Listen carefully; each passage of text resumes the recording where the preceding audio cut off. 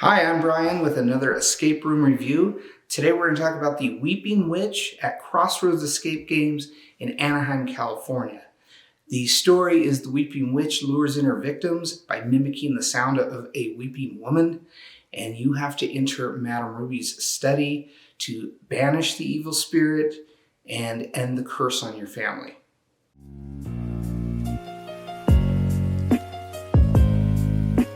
Weeping Witch is a 60-minute room, group size of 4 to 8.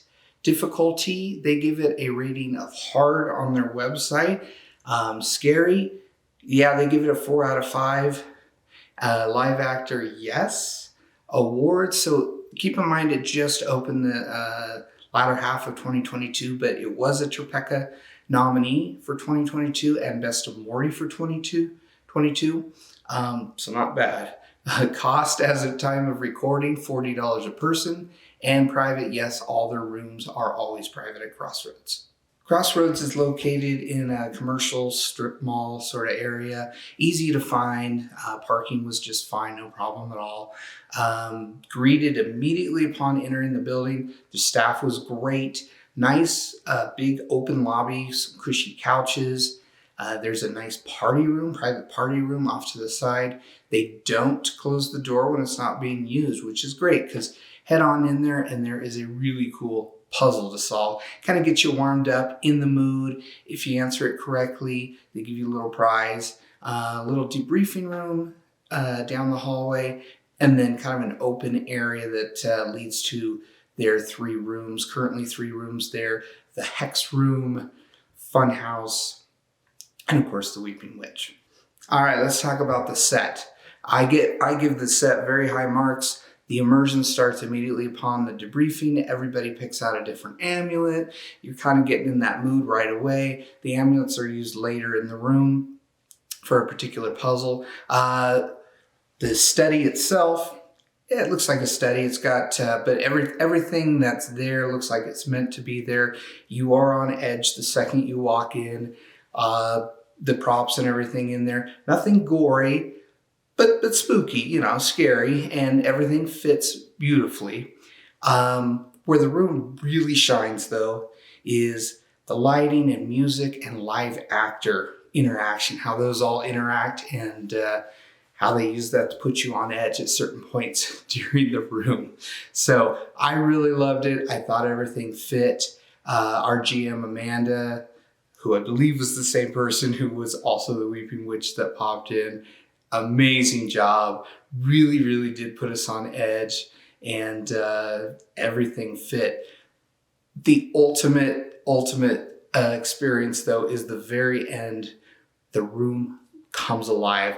Not really going to say much more than that, but it was just amazing. Everything was alive, and you're sitting there in awe, looking around the room. You're also glad that you've finished the room and finished that last puzzle, but just so well done, just cinematic, amazing. Again, the lighting, the music, the live actor all rolled into one, as well as the use of the props in the room. High marks for me. All right, the puzzles in the room.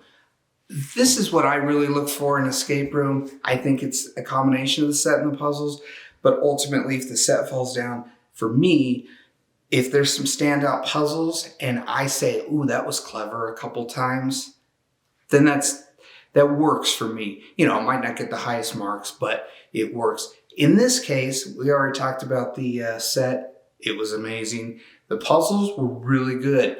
Non-linear, we had plenty to work on at all times. In fact, it's one of those where you finish the room and I had to go back one puzzle that my son had done and say, hey, what were you doing over there? How did you finish that? That sort of thing.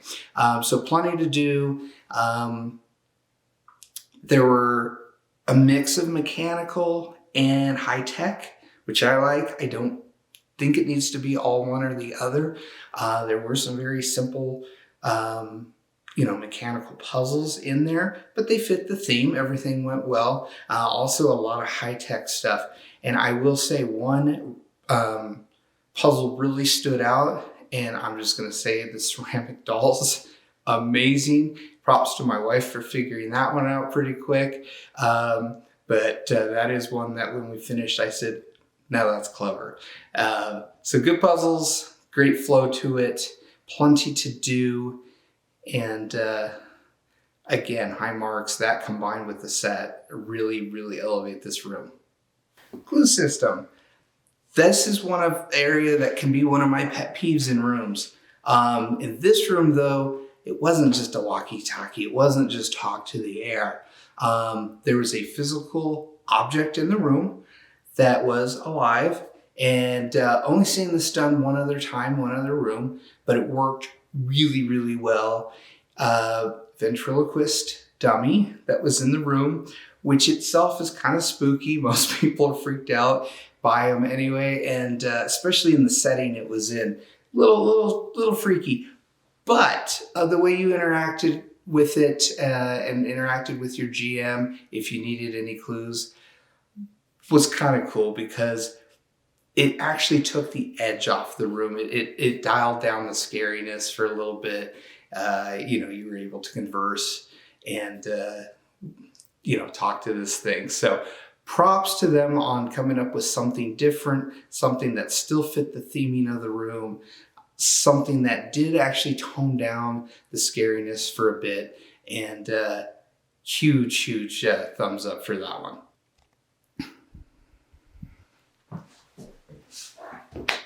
All right, guys, some final thoughts on the room. First of all, let's talk about the scare factor. I'm not a horror person. I don't do haunted houses. I think the last scary movie I saw, in fact, I know, was Poltergeist. I saw that when I was a kid. There, I just gave away my age. So I don't do that stuff. When we were sitting there before the room, I thought, what did I get myself into? But no regrets at all. Give it a try. The actor's not going to touch you. You can't touch the actor.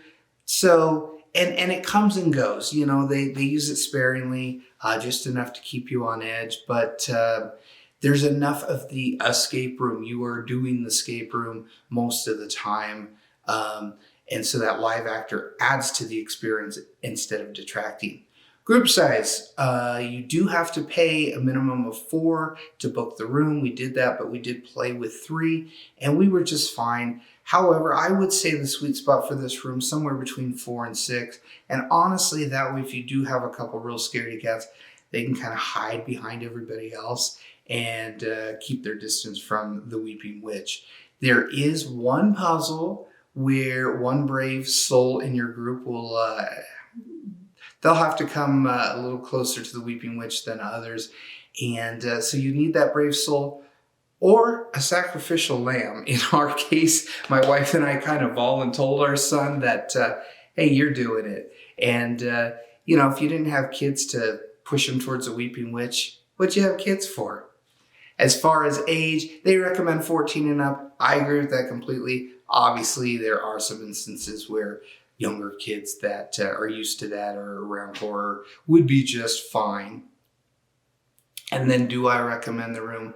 100% absolutely yes. It is in my top 3. I believe it made my son's top 3. If not, I know it made his top 5. And we did 11 rooms in 2 days in SoCal. That's the one we kept talking about. We could not stop talking about Weeping Witch. So do yourself a favor. If you're in Southern California, if you live there, or if you're down there for Disneyland or whatever, go play. You will not at all be disappointed. All right, guys. Until next time, I'm Brian with Escape Room Reviews. We'll see you again.